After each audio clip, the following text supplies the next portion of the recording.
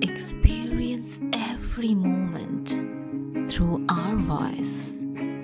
গল্পে খুঁজে পাবে ভালোবাসার স্পর্শ। বিয়ে বাড়ি থেকে পালিয়েছি অনেকক্ষণ হবে, এখন ভবঘুরে হয়ে রাস্তায় হাঁটছি। এছাড়া তো কিছু করারও নেই। সন্ধ্যা ছাপিয়ে ঘুটঘুটে অন্ধকার ছাপিয়ে পড়েছে বহু আগেই। চতুর্দিকে ল্যাম্পপোস্টের আলো। প্রথমে পালানোর সময় ভয় না লাগলেও এখন বেশ ভয় লাগছে আমার। আর না পালালেই বা কি করতাম বলুন? যাকে ভালোবাসি না, যাকে চিনি না, তাকে কেন বিয়ে করব? তাও না হয় করতাম যদি বিয়েটা আমার সঙ্গে ঠিক হতো।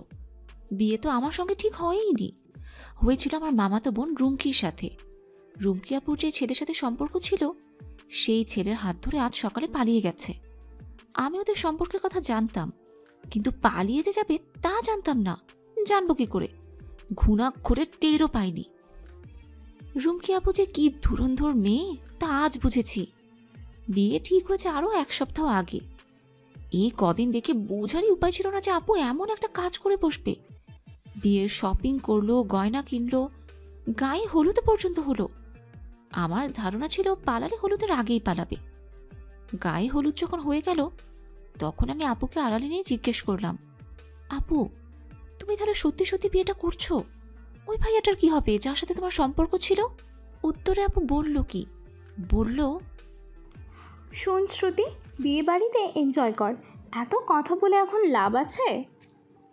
আমি ভাবলাম আসলেই তো এখন আর এসব ভেবে লাভ নেই। তাই হয়তো আপুও মেনে নেওয়ার চেষ্টা করছে। কিন্তু কে জানতো এই মেয়ের পেটে পেটে যে এত শয়তানি। রুমকি আপু পালিয়েছে এতে আমার কোনো মাথা ব্যথা নেই। আমার মাথা ব্যথা হচ্ছে মামা এখন রুমকি আপুর জায়গায় আমায় বিয়ে দিতে চাইছে। এ কি অনাসৃষ্টি কাণ্ড!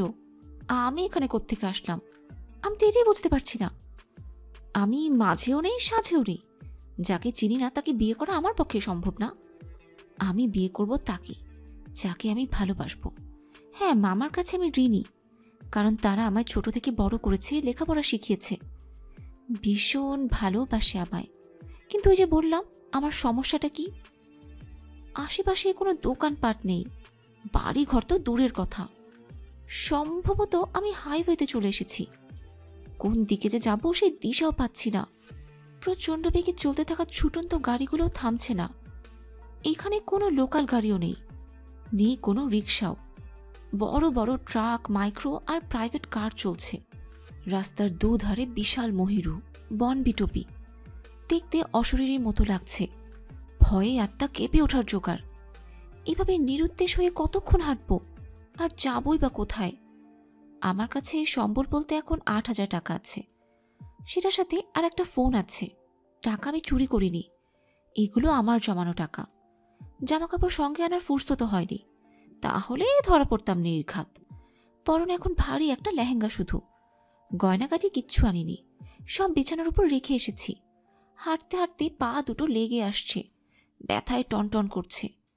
একটু বিশ্রাম মিললে শান্তি পেতাম, কিন্তু সেই জায়গাটুকু বা কোথায় পাই? নিরুদ্দেশ হয়ে গন্তব্যহীন পথে হাঁটছিলাম একদম সোজা রাস্তা ধরে।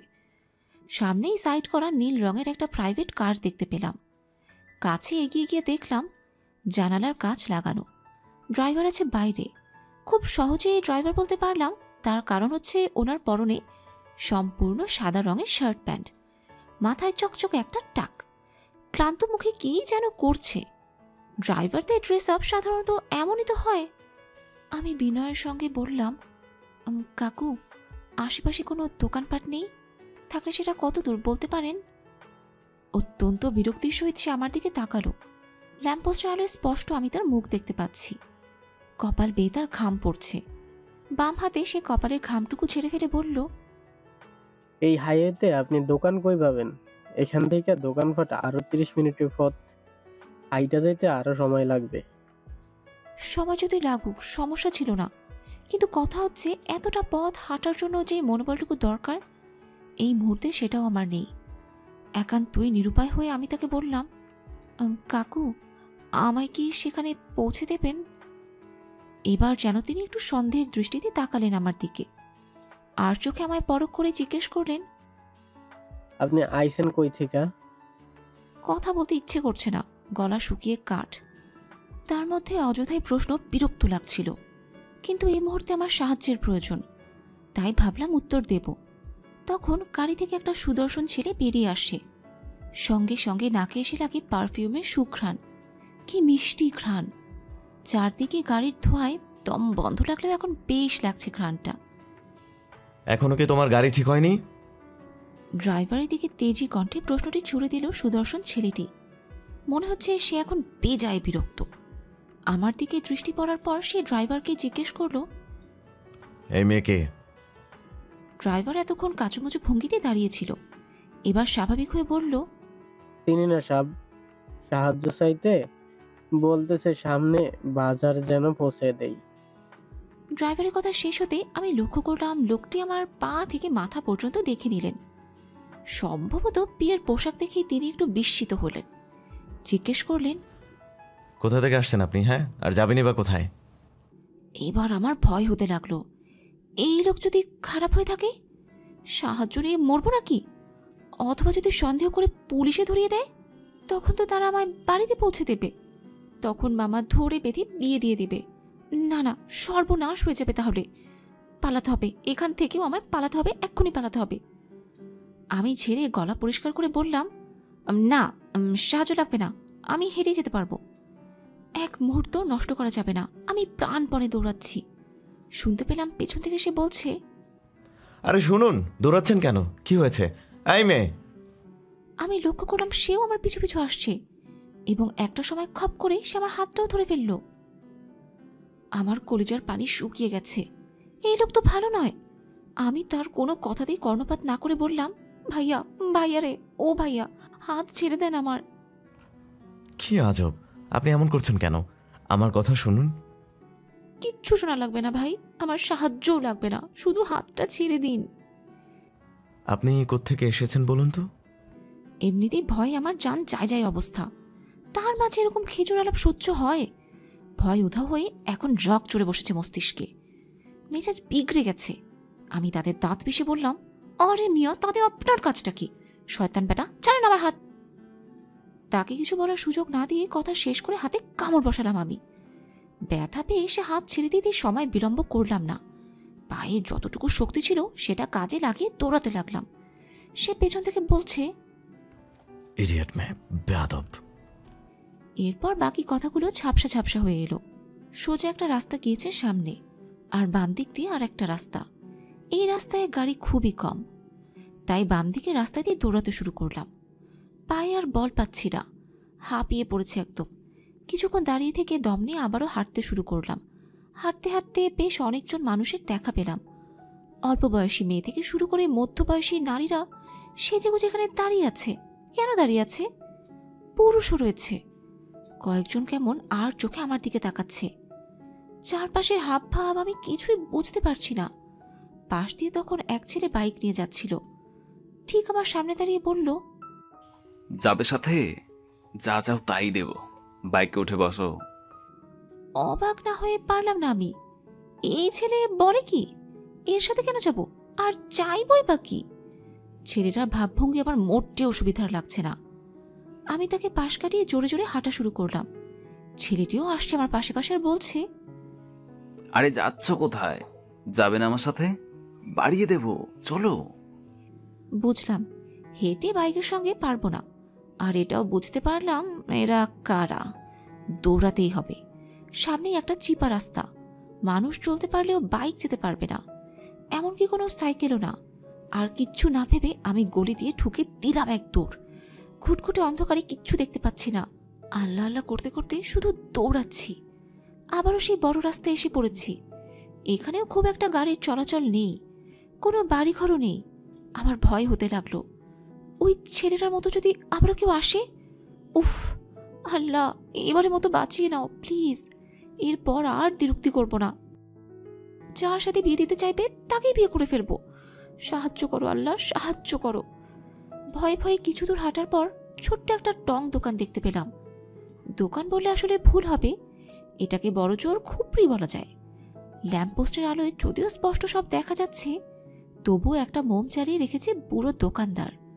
মোমবাতির জ্বলন্ত বহ্নিশিখা বাতাসের তোড়ে কেঁপে কেঁপে উঠছে।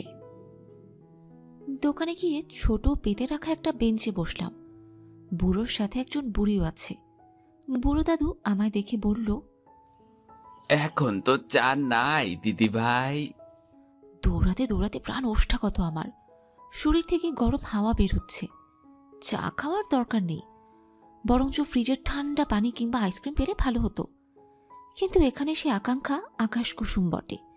আমি ছোট্ট একটা দীর্ঘশ্বাস নিয়ে বললাম, চা খেতে আসিনি দাদা, বড় নিরুপায় হয়ে এসেছি। থাকার একটা জায়গার ভীষণ প্রয়োজন। এখানে থাকার মতো কোনো জায়গা হবে?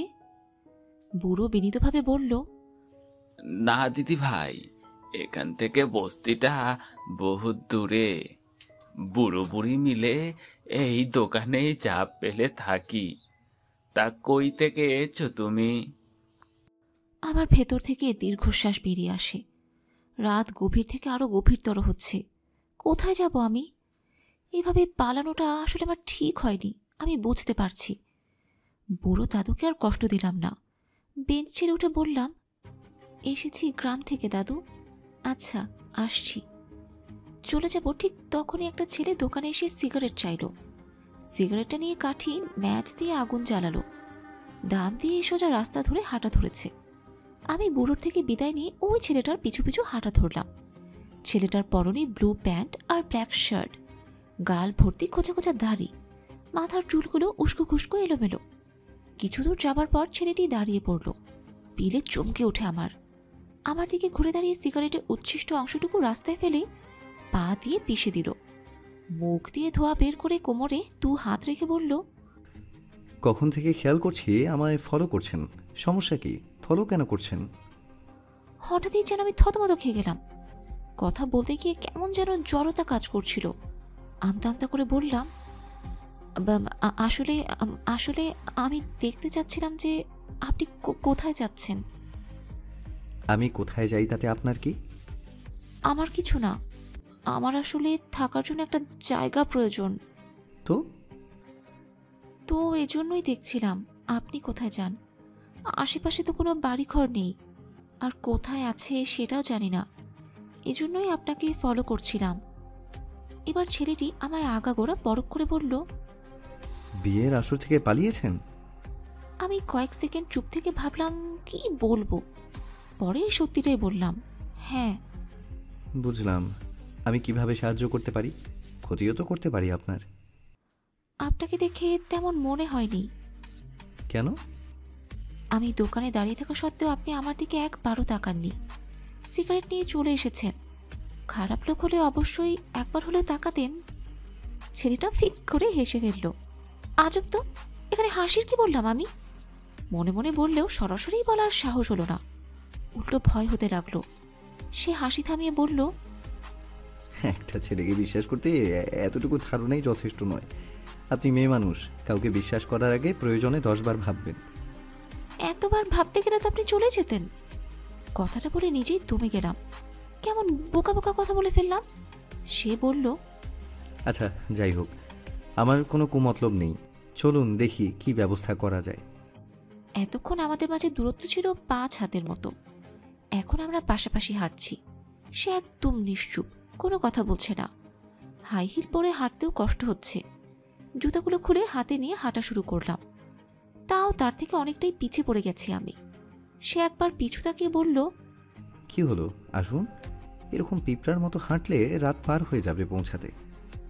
হাঁটুতে 2 হাত রেখে আমি দম নিচ্ছিলাম। বললাম, আর পারছি না। তাহলে থাকুন, আমি যাই।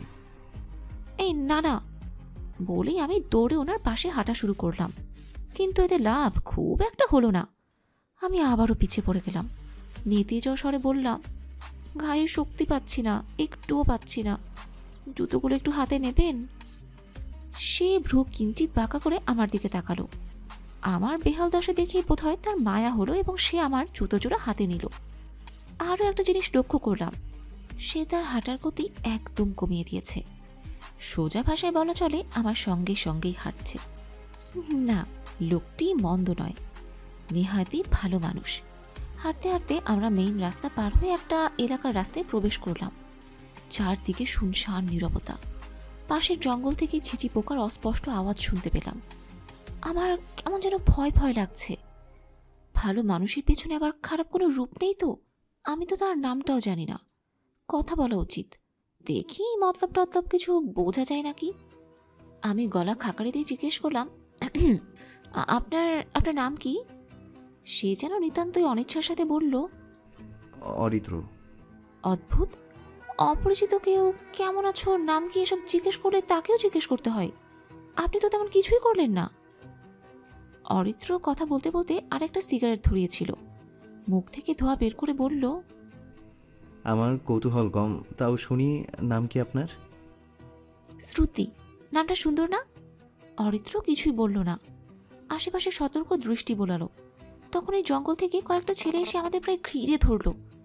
ওদের চেহারায় কেমন যেন ভয়ঙ্কর। চাঁদের আলোয় দেখতে পেলাম অরিত্র কেমন বিচলিত হয়ে পড়েছে। আমি ভেবে পাচ্ছি না ওরা কারা। ওরা কি ডাকাত? ছেলেগুলো কিছুক্ষণ শ্রুতি এবং অরিত্রকে দেখে নিল। ওদের মধ্য থেকে একজন বলল, সাথে যা আছে দিয়ে দে। অরিত্র বুঝতে পারল এরা ছিচকেচোর। এদিকে শ্রুতির গলা শুকিয়ে কাঠ। আরেকজন বলল, ভালোই ভালোই দিয়ে চলে যান, নয়তো এটা দেখেছিস কি? কথা শেষ করে অন্ধকার থেকে একটা চাকু বের করলো সে। অবস্থা বেগতিক, কিছু না দিয়ে উপায় নেই। অরিত্র প্যান্টের পকেট থেকে মানিব্যাগ বের করে দিল। ছেলেটি বলল, আর কিছুই নাই? ফোন বের কর। নেই। এ চেক দে তো। আরেকটা ছেলেকে উদ্দেশ্য করে বলল লোকটা। ছেলেটা অরিত্রকে চেক করে দেখল আসলেই কিছু নাই। এবার চাকু ধরে রাখা ছেলেটি শ্রুতিকে বলল, হাতে কি? মানি ব্যাগ দেন। শ্রুতি ঢোক গেলে বলল, কেন? ওরা কিছু বলার পূর্বেই অরিত্র বলল, দিয়ে দিন। একজন তখন ছো মেরেই শ্রুতির হাত থেকে ব্যাগটা নিয়ে অন্ধকার জঙ্গলের মাঝে চলে গেল। ওরা চলে যেতেই শ্রুতি ভ্যাঁ ভ্যাঁ করে কেঁদে উঠল। কাঁদতে কাঁদতে বলল, আপনার জন্য আমার টাকা পয়সা ফোন সব গেল। এখন কিভাবে কি করব? জানেন ফোনটা আমার কত প্রিয় ছিল। ছোট মামা বিদেশ থেকে পাঠিয়েছিল, মাত্র 3 মাস হবে। শুক্রিয়া আদায় করেন যে ওরা আপনাকে নিয়ে যেতে চায়নি। শ্রুতি এবার দমে গেল, কান্নাও বন্ধ হয়ে গেল। কথা সত্যি। সে বলল, কিভাবে নিত? আপনি তো ছিলেন সাথে। এটা কি মুভি পেয়েছেন? আমি হিরো, তাই 10-20টা ভিলেনকে মেরে কুপকাত করে দিলাম। ওরা 5 জন ছিল আর আমি একা। আপনাকে নিয়ে যেতে চাইলে আমায় মেরে আপনায় নিতে পারতো। শ্রুতি নিশ্চুপ রইল, অসহায়ের মতো বলল, টাকা ছাড়া আমি কিভাবে চলবো? অরিত্র কিছুক্ষণ মৌন থেকে চিন্তা ভাবনা করে বলল, আপাতত আমার বাসায় চলুন, ভয় নেই। বাড়িতে মা বাবা আর ছোট ভাই আছে। কিন্তু আমি ভাবছি আপনাকে কি বলে পরিচয় করিয়ে দেব। তার মতো শ্রুতিও ভাবুক হয়ে ভাবতে লাগলো কি বলা যায়। তারপর বলল, আইডিয়া। আপনি বলবেন আমি আপনার প্রেমিকা। অন্যত্র আমার বিয়ে ঠিক হয়েছিল, তাই পালিয়ে নিয়ে এসেছেন। পছন্দ হয়নি? আপনি কখনো প্রেম করেননি?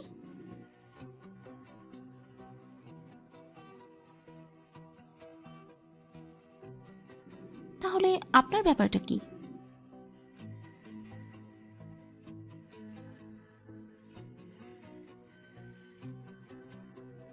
হাঁটতে হাঁটতে শ্রুতি বলল, আমি কিন্তু কখনো প্রেম করিনি।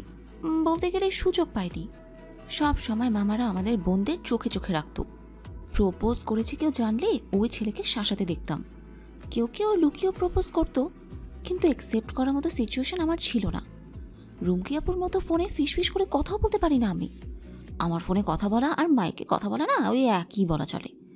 প্রাইভেটে নাম করে মিথ্যে বলে দেখাও করতে পারতাম না, কারণ মিথ্যে বলতে গেলেই না আমি তোতলিয়ে যাই। তবে ভালো লাগতো অনেককেই, তবে সেটা ভালো লাগা পর্যন্তই সীমাবদ্ধ ছিল। পালালেন কেন তাহলে? বিয়ে ঠিক হয়েছিল রুমকি আপুর সাথে। আপু তার বয়ফ্রেন্ডের সাথে সকালে পালিয়ে গেছে। এদিকে পুরো গ্রামবাসী আত্মীয় স্বজন সবাইকে দাওয়াত দেওয়া হয়ে গেছে। খাবার আয়োজন করা হয়েছে, কত কি। সবাই মিলে ঠিক করলো আমার সঙ্গে বিয়ে দিবে। মামা মামি অনেক কাকুতি মিনতি করলো, তাই আমি তখন কিছুই বলিনি।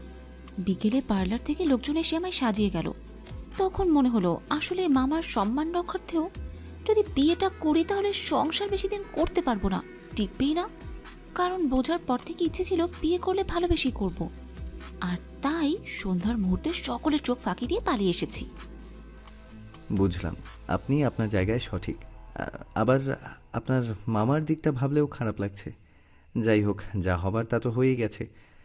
আজ রাতটা না হয় আমাদের বাসায় থাকলেন, তারপর কোথায় যাবেন? জানি না, টাকা পয়সা আমার কাছে আর কিছুই নেই। থাকলে না হয় একটা ব্যবস্থা হতো।